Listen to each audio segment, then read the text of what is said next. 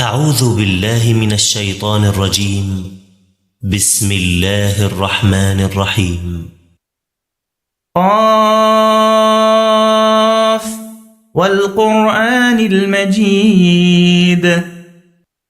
بل عجبوا أن جاءهم منذر منهم فقال الكافرون هذا شيء عجيب أإذا متنا وكنا ترابا ذلك رجع بعيد قد علمنا ما تنقص الأرض منهم وعندنا كتاب حفيظ بل كذبوا بالحق لما جاءهم فهم في أمر مريج أفلم ينظروا إلى السماء فوقهم كيف بنيناها وزيناها وما لها من فروج والأرض مددناها وألقينا فيها رواسي وأنبتنا فيها من كل زوج بهيج تبصرة وذكرى لكل عبد منيب ونزلنا من السماء ماء مباركا فأنبتنا به جنات وحب الحصيد والنخل باسقات لها طلع نضيد رزقا للعباد وأحيينا به بلدة ميتا كذلك الخروج كذبت قبلهم قوم نوح وأصحاب الرس وثمود وعاد وفرعون وإخوان لوط وأصحاب الأيكة وقوم تبع كل كذب الرسل فحق وعيد أفعينا بالخلق الأول بل هم في لبس من خلق جديد ولقد خلقنا الإنسان ونعلم ما توسوس به نفسه ونحن أقرب إليه من حبل الوريد إذ يتلقى المتلقيان عن اليمين وعن الشمال قعيد ما يلفظ من قول إلا لديه رقيب عتيد وجاءت سكرة الموت بالحق ذلك ما كنت منه تحيد ونفخ في الصور ذلك يوم الوعيد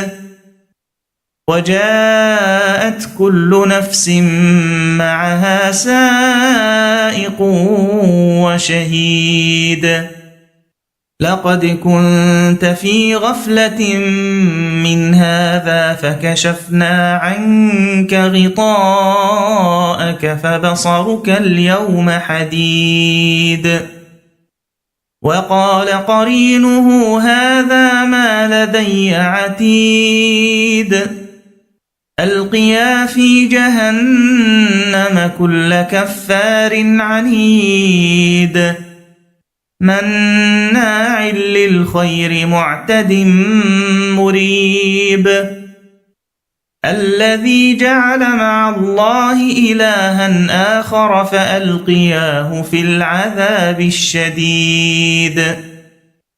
قال قرينه ربنا ما أطغيته ولكن كان في ضلال بعيد قال لا تختصموا لدي وقد قدمت إليكم بالوعيد ما يبدل القول لدي وما أنا بظلام للعبيد يوم نقول لجهنم هل امتلأت وتقول هل من مزيد وأزلفت الجنة للمتقين غير بعيد هذا ما توعدون لكل أواب حفيظ من خشي الرحمن بالغيب وجاء بقلب منيب ادخلوها بسلام ذلك يوم الخلود لهم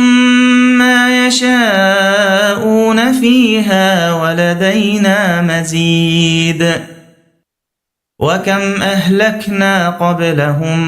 من قرن هم أشد منهم بطشا فنقبوا في البلاد هل من محيص